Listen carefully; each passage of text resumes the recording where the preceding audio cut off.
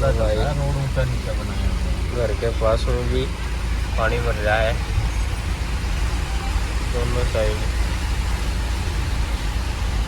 और अभी तो बादल गए कहाँ है, यही है यही है यही बादल है। भी नहीं है, कोई ना बरसने पर।